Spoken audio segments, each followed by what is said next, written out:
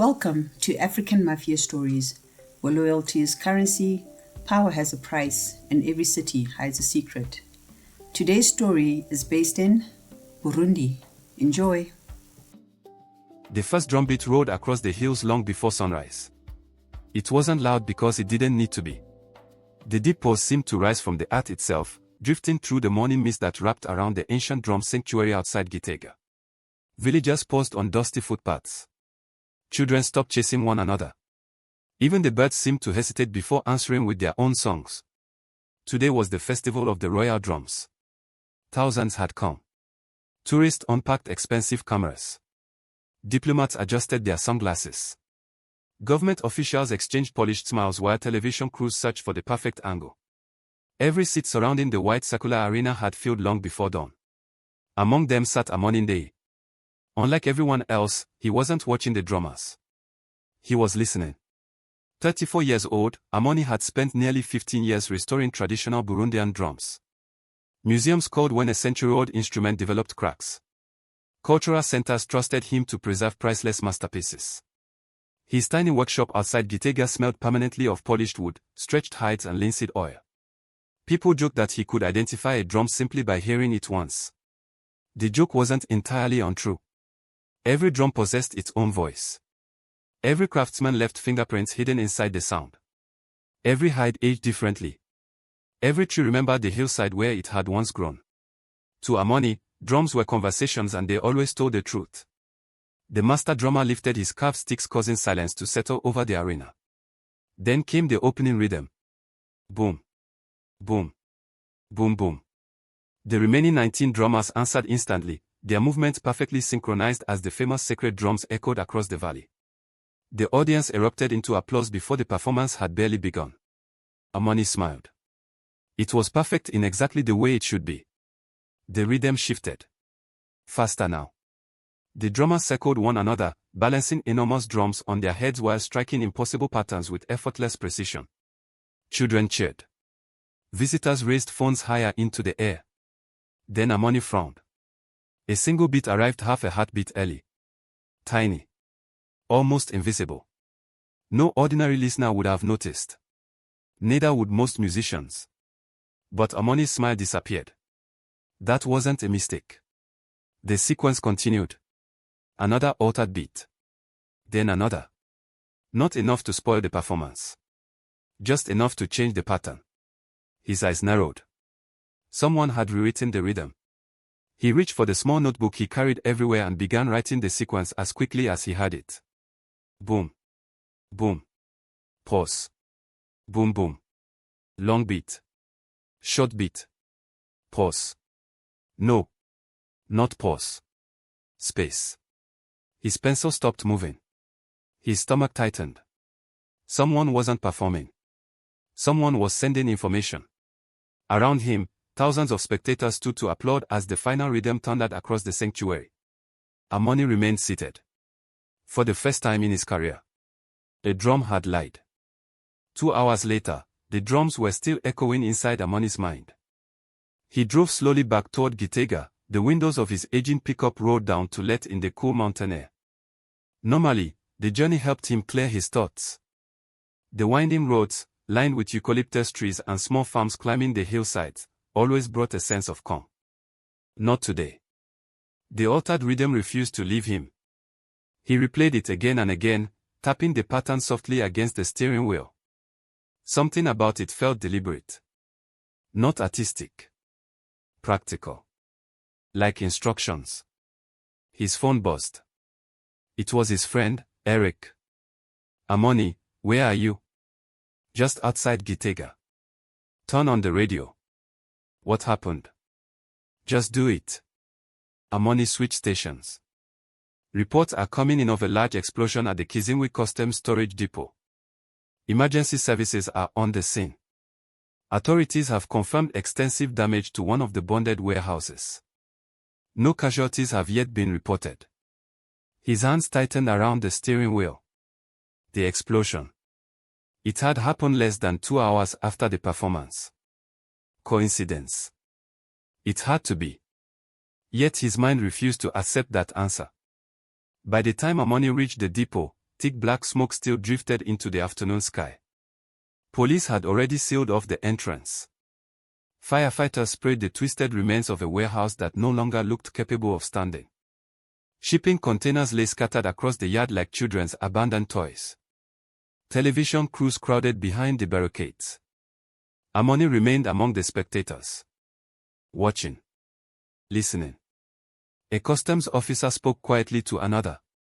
Nothing's missing. What? They checked the manifest. So why blow it up? The older officer simply shook his head. I don't think the explosion was the objective. Amani felt a chill. Neither did he. Across the crowd, another person had been listening. Aline Bizi lowered her camera. She had arrived only minutes earlier, expecting a routine news assignment. Warehouse fire. Interview officials. Go home. Instead, every answer created 2 new questions. She approached one of the firefighters. Gas explosion. The man laughed without humor. I wish. So what caused it? He glanced toward the police commander before lowering his voice. Whatever started this came from inside. You mean sabotage? I didn't say that. But you thought it. The firefighter didn't answer. That was answer enough. Aline thanked him and scribbled a note. Someone was already trying to control the story. She hated stories that arrived prepackaged. Amani was about to leave when a familiar black government vehicle rolled slowly through the security gate. Every conversation stopped. The Minister of Culture had arrived. Chantal Nzigi stepped from the vehicle with effortless composure, dressed in an elegant cream suit that somehow remained immaculate despite the smoke and ash blowing through the yard. She smiled warmly at reporters. Asked if anyone had been hurt. Thanked the emergency workers. Offered support to the customs department. She looked exactly like the woman the country admired. Aline watched her carefully. Something felt rehearsed. Not fake. Too perfect. While cameras followed the minister, Amani noticed something else. One of the royal drummers from the morning festival stood quietly beside her security detail. Not giving interviews. Not helping. Simply waiting. The drummer looked toward Chantal. She gave the smallest nod. Barely noticeable. The drummer immediately turned and disappeared into the crowd. Amani blinked. Why would a ceremonial drummer be here? Before he could follow, someone bumped into him. His notebook slipped from his hand. Pages scattered across the pavement. By the time he gathered them again, the drummer had vanished. That evening, Amani spread the notebook across his workbench. The radio continued discussing the explosion. Officials insisted it had been an accident. Engineers weren't so certain. He ignored them all. Instead, he copied the rhythm onto a fresh sheet of paper. Again. Again. Again. Then he looked beyond the notes themselves. The spacing. The repetition. The groups. Suddenly, he stopped writing. The rhythm wasn't music. It was numbers.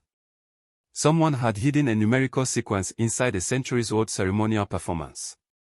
His pulse quickened. He didn't yet know what the numbers meant. But he knew one thing with absolute certainty. The explosion hadn't happened after the performance. It had happened because of it. Aline had covered enough disasters to recognize the pattern. First came the official statement. Then the carefully selected experts. Then the promise of a thorough investigation. Finally, silence. By the following week, the public would move on. She never did.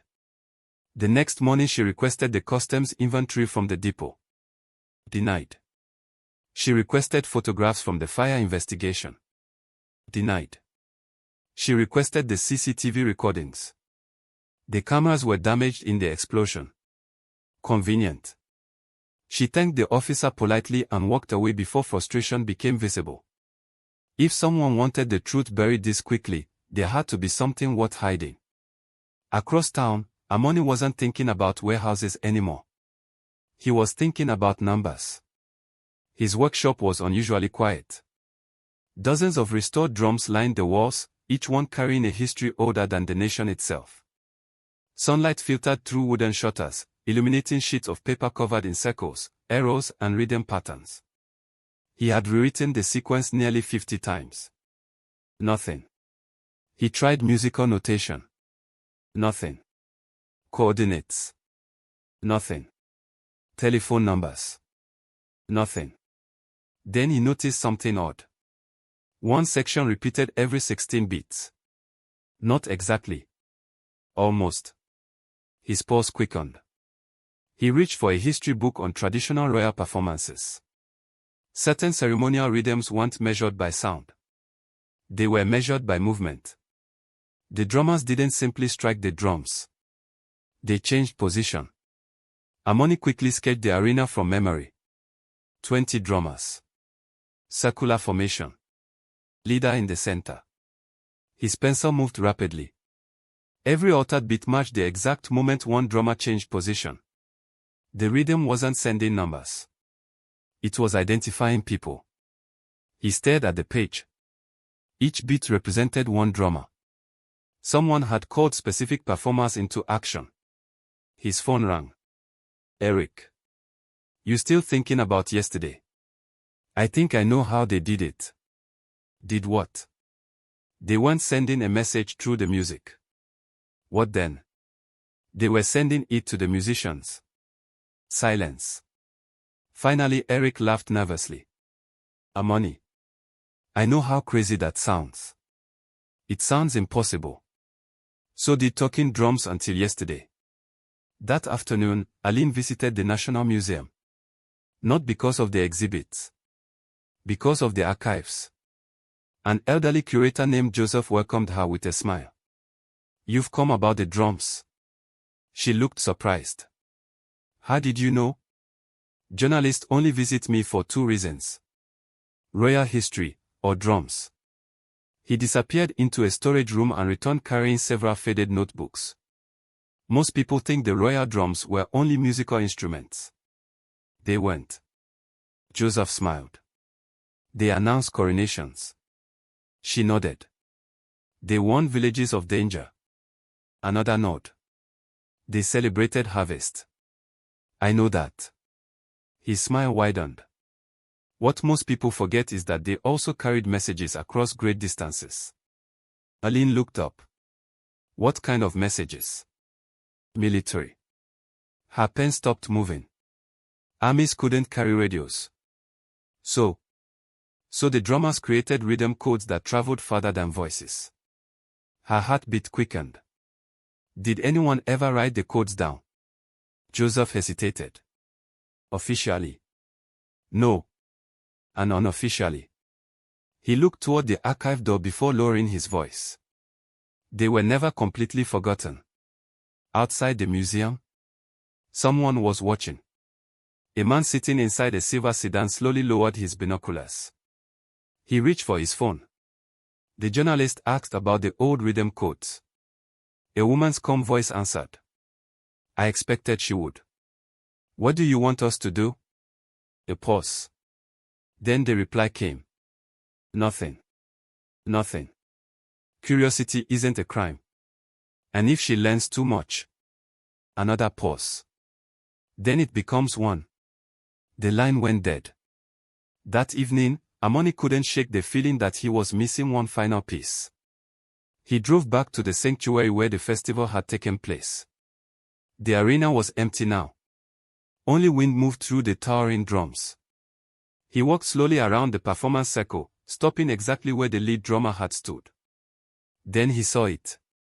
Scratched into the wooden platform beneath one of the ceremonial drums. A tiny symbol. Not old. Fresh. 3 short lines. 1 long line. Another 3 short lines. His eyes widened. It wasn't decoration. It was the same pattern that had appeared repeatedly in his notebook. Someone had left confirmation. The code hadn't been improvised. It had been planned. Amani photographed the symbol. As he slipped his phone back into his pocket, The sound of an engine drifted up the hill behind him. A black SUV. The same one that had carried Minister Chantal to the warehouse. It stopped at the edge of the sanctuary. Its headlights remained on. Amani instinctively stepped behind one of the enormous drums. The driver's door opened. 2 men climbed out. Neither spoke. One pointed directly toward the center of the arena. Exactly where Amani had been standing only seconds earlier. The 2 men searched with professional patience. Not hurried. Not nervous. They walked slowly around the sanctuary, their flashlights sweeping across the wooden platform where the drummers had performed only a day earlier. One inspected the enormous ceremonial drums. The other examined the ground, looking for footprints that the afternoon breeze had already begun to erase. Amani barely breathed. The drum hiding him was more than 2 centuries old. Its polished wooden body was wider than his shoulders, casting just enough shadow to conceal him from the flashlight beams. One wrong movement, and the sanctuary would become his grave. The taller man stopped. He was here. The second looked around. How do you know? The symbol. He pointed toward the mark Amani had photographed moments earlier. Someone touched it. A long silence followed. Finally the other man sighed. Tell her. No explanation. No discussion. Just 2 words. Tell her. Minutes later they climbed back into the black SUV and disappeared down the winding road toward Gitega. Only when the engine had faded completely did Amani step from his hiding place. His hands were shaking. Not from fear. From certainty. Whatever he had uncovered, someone was protecting it. The next morning, Amani walked into the newsroom carrying nothing except his notebook. Finding Aline wasn't difficult. She was arguing with her editor. You want proof? I want something stronger than questions. Questions are how investigations begin. They are also how lawyers sue newspapers. Aline noticed Amani waiting nearby. Give me 5 minutes. Her editor shook his head.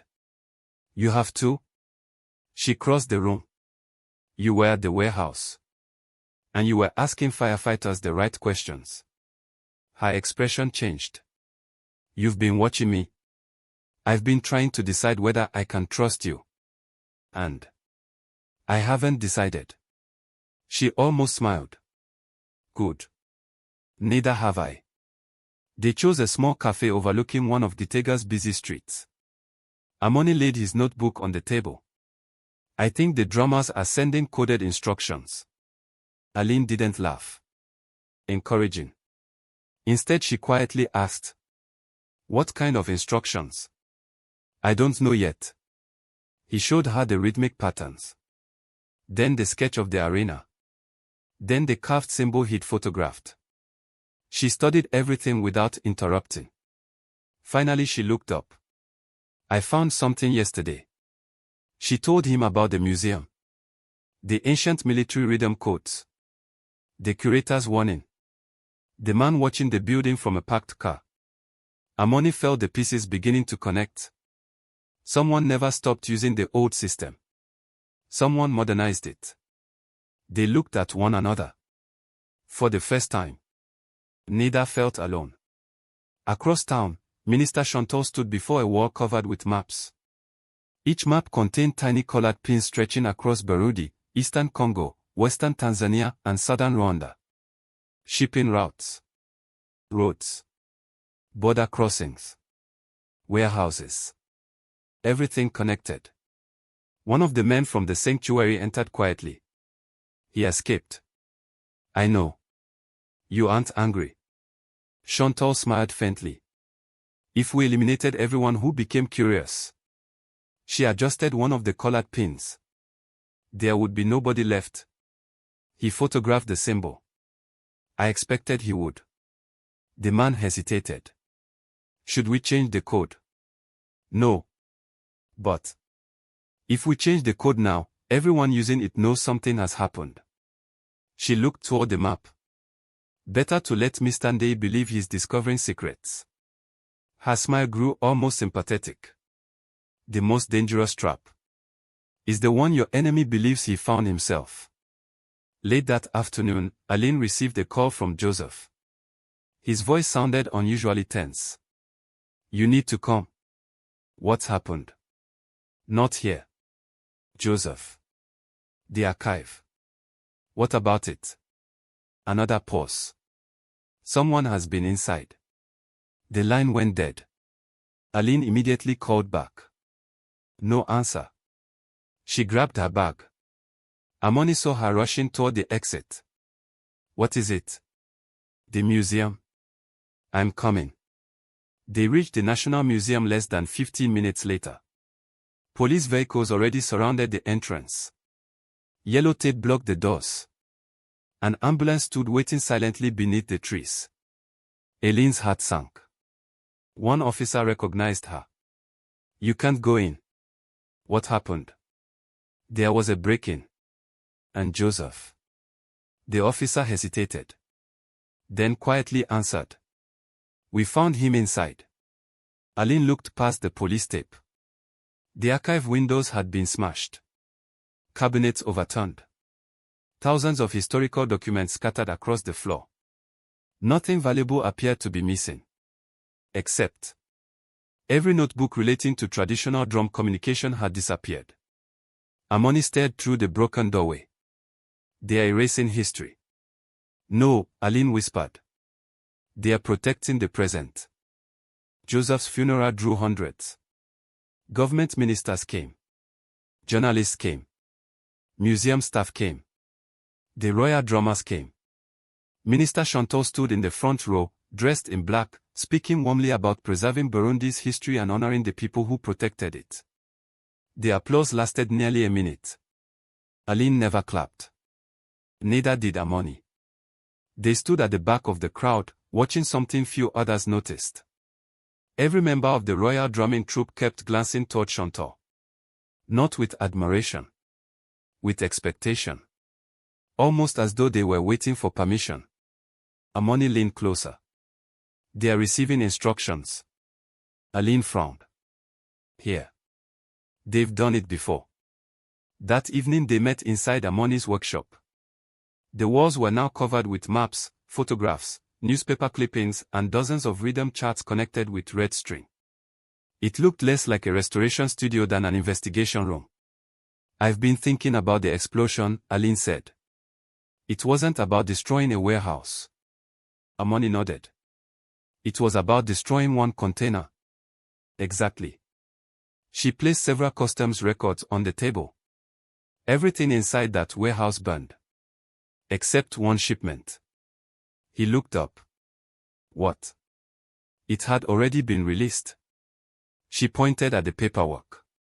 "It left the depot 34 minutes before the explosion. So the explosion erased the evidence. And every remaining container became collateral damage." Amani studied the documents. The released shipment had no listed destination. Only a code. Abi, 17. His eyes widened. He rushed to the notebook containing the altered drum rhythm. The final sequence translated into exactly the same characters. Abi. 17. The drums hadn't ordered an explosion. They had identified a shipment. The discovery opened everything. Over the next 3 days they compared customs records with recordings of previous royal festivals. Every major performance matched a shipment. Every altered rhythm corresponded to a coded container. Every successful smuggling operation had been announced in front of thousands of unsuspecting spectators. The sanctuary wasn't simply preserving history. It was operating the safest communication network in Africa. No phones. No emails. No radios. Only music. No cybercrime unit would ever think to intercept a drum performance. Aline looked at one final document. Her face slowly lost its color. "Amani." He turned. "What?" "The next festival." "What about it?" She pointed to the date. "It's tomorrow." Silence filled the workshop. "If we're right, the next shipment moves tomorrow. And whatever they are transporting, would disappear forever. The following morning the sanctuary overflowed once again. Crowds cheered. Children danced. Television cameras rolled. Everything appeared exactly as it had during the previous festival. Only Amani and Aline understood what was really happening. They watched the drummers take their positions. Then something unexpected happened. The lead drummer looked directly at Amani. Just for a second. Long enough to smile. Amani's stomach tightened. He knows. Aline followed his gaze. What? He knows I've broken the code. The first drumbeat echoed across the hills. Boom. Boom. Boom. Amani immediately began writing. Not this time. Not fast enough. The rhythm was different. Far more complicated. His pencil struggled to keep pace. The lead drummer smiled again. This wasn't communication anymore. It was a test. High above the arena, inside a glass viewing pavilion reserved for dignitaries, Chantal calmly watched through binoculars. One of her advisors approached. They are here. I can see them. Should we proceed? She lowered the binoculars. Yes. What about the engineer? He has earned the truth. The advisor looked confused. The truth. Chantal's expression never changed. He believes he's trying to stop the operation. She turned back toward the arena. He doesn't yet understand. He is about to complete it. Far below, Amani finally decoded the opening sequence. His heart stopped. The rhythm wasn't identifying a shipment. It was identifying him. Amani read the rhythm again. Then a third time. He prayed he had made a mistake. He hadn't. The coded sequence was unmistakable. Observer identified. Proceed to phase 2. His name wasn't spoken. It didn't need to be. The rhythm described only one person in the sanctuary. The man writing down the code. Aline saw the color drain from his face. What is it? Without looking away from the drummers, he whispered. We were never following them. She frowned. They've been leading us. The performance ended beneath thunderous applause. Tourists stood, cheering the extraordinary display. Television presenters praised the beauty of Burundi's cultural heritage. No one noticed that several members of the audience left at exactly the same time. Different directions. Different exits.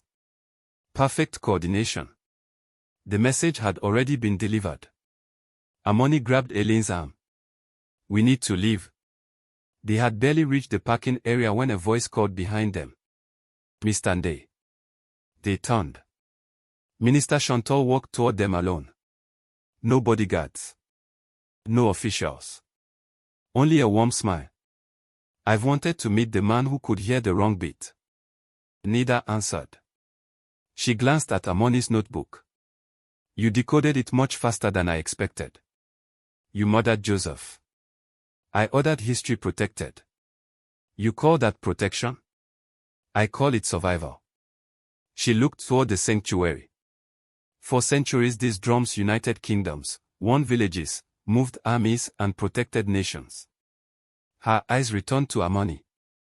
I merely gave them a modern purpose. Smuggling. Communication. People died. So they do in every business. Aline stepped forward. I'm publishing everything. Chantal almost looked disappointed. No. You can't stop every newspaper. I don't need to. She nodded toward the hills. At that exact moment, military vehicles appeared on the road below. Police trucks followed. Then ambulances. Within seconds the sanctuary became surrounded. Aline stared in disbelief. What have you done? Nothing. Chantal's smile returned. You did. Police officers rushed into the arena. They weren't looking for Chantal. They were arresting the drummers. One after another. The lead drummer. The assistants. The couriers hidden among the spectators. Within minutes, 23 people were in handcuffs. Amani looked at Chantal. You betrayed them. I sacrificed them. They worked for you. They served the rhythm. She watched calmly as the arrest continued. A good conductor knows exactly which instruments can be replaced. Amani suddenly understood. She had known the network was compromised. She had deliberately allowed them to decode the communication system. The old network had become disposable. Today wasn't an operation. It was a controlled demolition. Aline's phone rang. Her editor. His voice exploded through the speaker. Turn on every television you can find. She opened a live news stream. The headline filled the screen. Major drum smuggling ring dismantled. Government officials praised Minister Chantal for assisting the investigation.